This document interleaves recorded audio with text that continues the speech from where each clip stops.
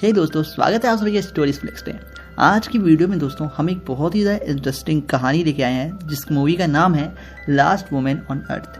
दोस्तों ये मूवी बहुत ज़्यादा सक्सेसफुल रही, तो आइए कहानी के साथ शुरुआत करते हैं। कहानी की शुरुआत होती है और हमें दिखाया जाता है हैरोल्ड ग्रैंट को। हैरोल्ड ग्रैंट एक बहुत बड़ा जाना माना बिजनेसमैन रहता है अमेरिका के न्यूयॉर्क शहर का। हैरोल्ड काफ़ी बार लीगल ट्रबल में पड़ता रहता है, इसलिए वो अपने साथ अपना लॉयर लेके घूमता रहता है जिसका नाम रहता है मार्टिन। और हैरोल्ड की अभी हाल ही में नई शादी हुई रहती है जहाँ पर इसकी वाइफ का नाम रहता है एवलियन। एवलियन दोस्तों एक बहुत ज़्यादा सेक्सी और अट्रैक्टिव महिला रहती है जिसकी तरफ हैरोल्ड अट्रैक्टिव हुआ होता है और इन दोनों ने शादी की होती है। यहाँ पे दोस्तों ये लोग गए होते हैं अपने हनीमून पर पार्को आइलैंड पर। यहाँ पे एज यूजुअल हैरोल्ड काफी ज्यादा जुआ खेलता है और मजा करता है और इसकी वाइफ के तो मजे ही मजे रहते हैं। पैसे वाले पति मिल गए तो क्या चाहिए अब किसी को। यहाँ पे दोस्तों हैरोल्ड और इसकी वाइफ जाते हैं बोट ट्रिप से स्कूबा डाइविंग करने। हैरोल्ड जाने से पहले अपने वकील दोस्त को भी कहता है, आओ दोस्त मार्टिन तुम भी चलो यार, क्या अकेले बैठे हो। दरअसल हैरोल्ड दिल का बहुत अच्छा रहता है लेकिन कुछ लोग का जबान कड़वा होता है, लेकिन दिल का बंदा बेचारा साफ रहता है, तो ये अपने दोस्त मार्टिन को भी अपने साथ ले लेता है। इसके बाद ये तीनों जाते हैं समुद्र के बीच में और स्कूबा डाइविंग किट कैन पर ये लोग समुद्र में जाते हैं स्कूबा डाइविंग करने। दोस्तों जब ये लोग स्कूबा डाइविंग कर रहे होते हैं कि तभी इन लोगों को समुद्र के नीचे सांस आने में दिक्कत होने लगती है, जिसकी वजह से हड़बड़ी में ये तीनों के तीनों पानी के सतह के ऊपर आते हैं। और जब ये लोग अपना स्कूबा डाइविंग किट निकालते हैं तो इन्हें मालूम चलता है कि ये तो खुली हवा में भी सांस नहीं ले पा रहे हैं। शुरू में उसका लॉयर मार्टिन कहता है, सर मुझे लगता है शायद हमें किसी प्रकार का चोट लगा है जिससे हम सांस नहीं ले पा रहे हैं। लेकिन यहाँ पे हैरोल्ड कहता है, नहीं, अगर एक लोग सांस ना ले पाए तो ठीक है, पर हम तीनों में से क्या चेक करो कोई सांस नहीं ले पा रहा है। और इस पे ये तीनों अपना अपना मास्क उतारते हैं। इन्हें पता चलता है कि ये खुली हवा में भी नहीं सांस ले पाते हैं। तीनों को कुछ समझ नहीं आता, इसलिए लोग हड़बड़ी में जाके अपना स्कूबा डाइविंग किट और मास्क लगा कर जाते हैं बोट के अंदर। और वो लोग देखते हैं कि जो उनका बोट का ड्राइवर था वो मारा जा चुका है। और ये जब ये लोग देखते हैं तो बहुत हैरान हो जाते हैं और शॉक पड़ जाते हैं क्योंकि इनमें से किसी को बोट नहीं चलाने आता। तो फाइनली दोस्तों वो लोग एक स्पीड बोट लेते हैं जो कि नाव वाला होता है, उसको लेकर ये लोग शहर की तरफ बढ़ पड़ते हैं जो कि किनारा रहता है। और ये तीनों किनारे पे जाते हैं। लेकिन जब ये लोग किनारे पे पहुंच जाते हैं तो भी इन लोगों को एक प्रॉब्लम रहती है कि ये लोग बिना ऑक्सीजन टैंक का सांस नहीं ले पा रहे थे। तीनों को कुछ समझ नहीं आता। हैरोल्ड कहता है कि शायद यहाँ पे कोई वायरस इन्फेक्शन फैला है जिसने पूरे ऑक्सीजन को यहाँ से खत्म कर दिया है। तीनों को कुछ समझ नहीं आता और ये लोग शहर की तरफ आगे बढ़ते हैं। लेकिन दोस्तों जैसे जैसे ये लोग शहर की तरफ आगे बढ़ रहे थे तो इनका ऑक्सीजन टैंक खत्म हो रहा था और फाइनली दोस्तों इनका ऑक्सीजन टैंक खत्म होने लगता है। लेकिन यहाँ पे हैरोल्ड कहता है, हमें रिस्क लेना होगा, हमें चेक करना होगा कि हम सांस ले पा रहे हैं या नहीं ले पा रहे हैं। इस पे दोस्तों हैरोल्ड अपना एक बार फिर से मास्क निकालता है। लेकिन जब ये इस बार मास्क निकालता है तो इन लोग को ऑक्सीजन आना शुरू हो जाता है। इसके बाद वो अपनी पत्नी और अपनी लॉयर को भी कहता है, यार मास्क निकालो अपने अपने। और जब ये लोग अपने मास्क निकालते हैं तो इन लोगों को सांस आना शुरू हो जाता है। शुरू में तो इन लोगों को लगता है कि शायद हम जंगल के बीच हैं और यहाँ पे इतने पेड़ हैं, शायद हमें इसलिए ऑक्सीजन मिल रही है। और ये लोग इसी सस्पेंस के साथ आगे बढ़ते रहते हैं। लेकिन जब ये लोग आगे शहर में जाते हैं तो ये देख के हैरान हो जाते हैं, उस शहर में जितने भी लोग रहते हैं वो सभी लोग मारे जा चुके होते हैं। और मेनली जो इनके मारे जाने का वजह था वो था ऑक्सीजन का ना मिल पाना। और ये लोग जहाँ तहाँ देखते हैं तहाँ लाशें पसरी होती हैं। यह देख के ये तीनों घबरा जाते हैं और सीधे जाते हैं टेलीफोन से हेडक्वार्टर फ़ोन करने, मतलब पुलिस वगैरह को। लेकिन ये लोग जहाँ जहाँ कॉन्टेक्ट करते तहाँ कोई भी फ़ोन नहीं उठाता। फाइनली ये लोग समझ जाते हैं कि शायद एक बहुत बड़ी आपदा आ पड़ी है धरती पर और शायद सब कोई मर चुका है और हम तीन ये आखिरी सर्वाइवर बचे हैं। जहां पर अब दोस्तों इस धरती पे सिर्फ तीन ही लोग बचे हैं, मार्टिन, हैरोल्ड और उसकी पत्नी ईव। इन लोगों को कुछ समझ नहीं आता। लेकिन हैरोल्ड एक बहुत ज़्यादा अग्रेसिव और डोमिनेटिंग मैन रहता है, तो वो कहता है, ठीक है आज से मैं तुम लोग का लीडर हूँ और मैं जो कहूँ वो तो लोग तुम करना और हम सब देखना यहाँ से जिंदा बच जाएंगे। सबसे पहले कहता है, हमें अपने जीने के लिए साधनों का व्यवस्था करना पड़ेगा, क्योंकि अगर दुनिया में लोग नहीं है तो बहुत जल्दी लाइट चल जाएगी। तो हमें तेजी से अपनी चीज़ों को बढ़ाना होगा, खाने पीने को। जहाँ पर सबसे पहले ये तीनों के तीनों जाके समुद्र चेक करते हैं और इन्हें एक खुशखबरी मिलती है कि समुद्र की जितनी भी मछलियाँ हैं वो अभी जिंदा हैं, मतलब कि ये फिशिंग करके तो जिंदा रह सकते हैं। लेकिन दोस्तों जब ये तीनों बात कर रहे होते हैं कि तभी इन्हें एक और बात एहसास होता है, जो चींटी होती है वो भी जिंदा होती है। जी हाँ दोस्तों, जो चींटी वगैरह होती हैं। और ये लोग कहते हैं देखो ये दोस्त हमारा साथ दे रहा है, मतलब कि अगर ये जानवर जिंदा हैं तो हो सकता है और भी लोग जिंदा होंगे।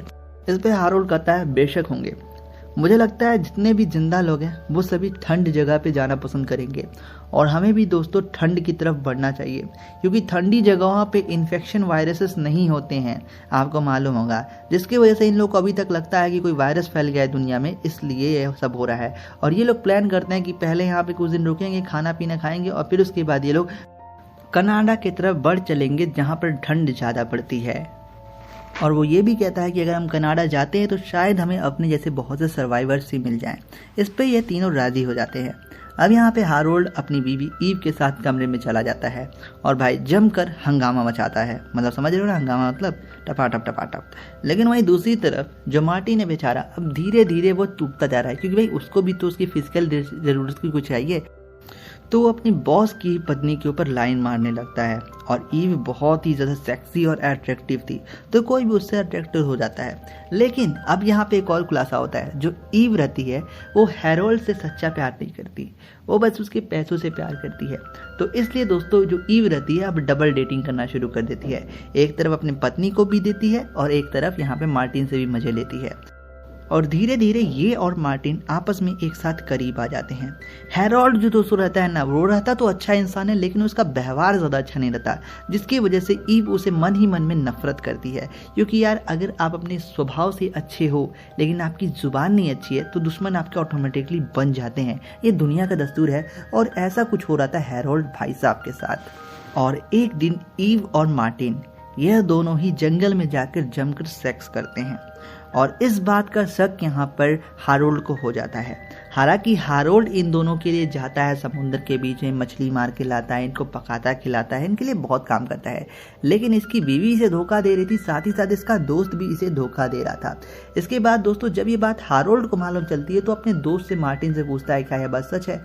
मार्टिन कहता है देखो दोस्त, वो तुम्हारे पैसे से प्यार करती थी और अब तुम्हारे पास शायद फूटी कौड़ी भी नहीं है, तो तुम उसे कैसे पटाओगे, और वो दुनिया में अकेली ऐसी महिला बची है, तो ये हम उसके ऊपर छोड़ देते हैं ना कि उसे कौन पसंद है।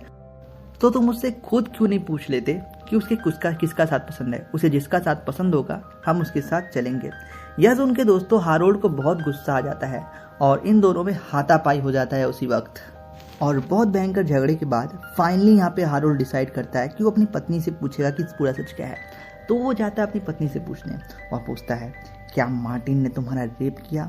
इस पे वो कहती है सॉरी, उसने मेरे साथ कुछ ज़बरदस्ती नहीं की, या मैंने अपने मन से किया है।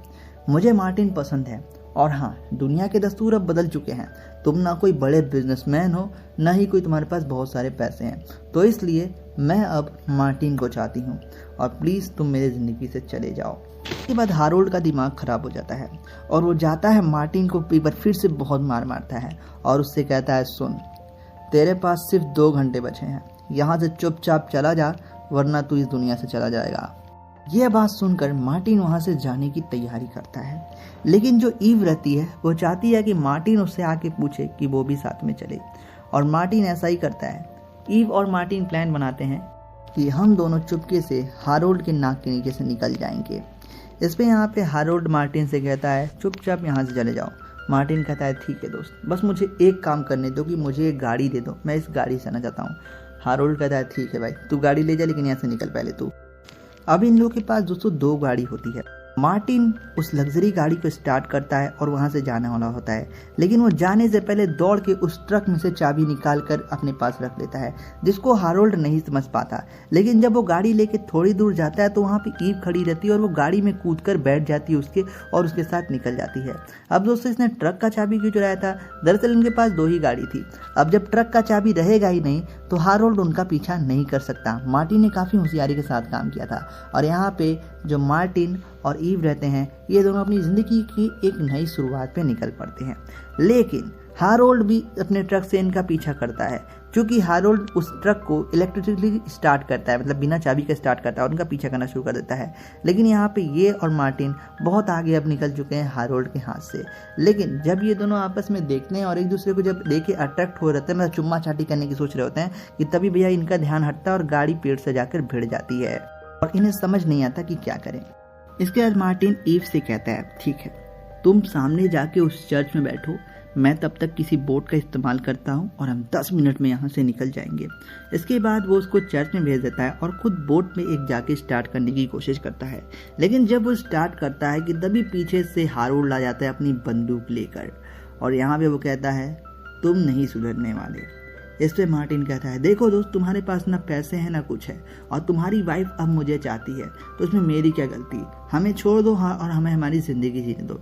इस पे हारोल्ड गुस्सा हो जाता है और बंदूक के पिछले वाले हिस्से से उसकी आंख पे वार करता है, जिससे कारण उसे बहुत भयंकर चोट लगती है और एक बार फिर से इन दोनों में बहुत इंटेंस फाइट देखने को मिलती है। और जो हारोल्ड रहता है वो मार्टिन को बहुत ज्यादा मार मारता है। जो मार्टिन रहता है किसी प्रकार से हारोल्ड से बचते बचाते उसी चर्च में पहुंच जाता है। लेकिन जैसे ही मार्टिन चर्च के अंदर पहुंचता है तो उसे मालूम चलता है कि वो अब देख नहीं सकता, वो अंधा हो गया और वो ईव से कहता है ईव तुम कहाँ हो, कि तभी पीछे से वहां पे हारोल्ड भी आ जाता है और उसकी अधमरे हालत को देख के उसे नहीं मारता। थोड़ी देर दोस्तों यहाँ पर मार्टिन ईव को ढूंढता है और ईव उसे आती है, सहारा देती है और कहती है मैं यही हूँ। और मार्टिन कहता है मैं देख क्यों नहीं सकता। दरअसल दोस्तों हाथापाई के दौरान यहाँ पे मार्टिन के सर पे चोट आई थी, जिससे कारण उसकी आंखों की रोशनी चली गई थी और उसको बहुत ज्यादा चोट लगी थी। थोड़ी देर बाद दोस्तों मार्टिन बेहोश हो जाता है और वहीं उसका खेल खत्म हो जाता है।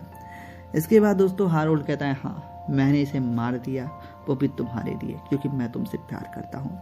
इसके बाद वो अपनी पत्नी ईव की तरफ अपना हाथ आगे बढ़ाता है और उसकी पत्नी भी उसके हाथ को थाम लेती है और ये दोनों आगे बढ़ जाते हैं और इसी के साथ ये कहानी अजीब सी खत्म हो जाती है। वो सवाल आए होंगे आपके मन में कि भाई ऐसा कैसे हो गया, ऑक्सीजन वगैरह कहाँ चल गई। तो आपको मैं बताता हूँ इस कहानी में क्या ट्विस्ट थी।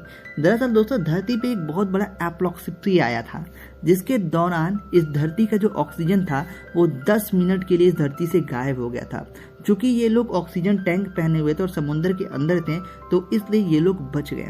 लेकिन धरती पे जितने भी लोग थे उन्होंने ऑक्सीजन टैंक सब कुछ तो पहन के रहता नहीं है, जिसके कारण सारे लोग मारे गए। हालांकि हो सकता है कई सर्वाइवर्स इनके साथ बचे हों। और दूसरा सवाल, आखिरकार वो जो वाइफ थी उसने हारोल्ड को क्यों सुना। दरअसल दोस्तों मार्टिन के मरने के बाद अब उसे कोई तो चाहिए था ना जो उसे संतुष्टि दे सके, तो उसके पास अब कोई ऑप्शन था ही नहीं, इसलिए वो हारोल्ड के साथ चली गई। ओवरऑल दोस्तों इस कहानी में यही बताया गया, लड़की का चक्कर मौत से टक्कर। यहाँ पे दोस्तों मार्टिन एक अच्छा व्यक्ति था, लेकिन भैया ऐसे कंडीशन में आप क्या करते कमेंट बॉक्स में जरूर बताइएगा। यह थी movie the last women of earth, 1960s में आई थी, क्लासिक रेट्रो मूवी है। अगर आप ऐसी मूवीज को सुनने में इंटरेस्टेड है तो मेक श्योर हमारे चैनल को सब्सक्राइब। मिलेंगे अपने अगले वीडियो में। Thanks for watching.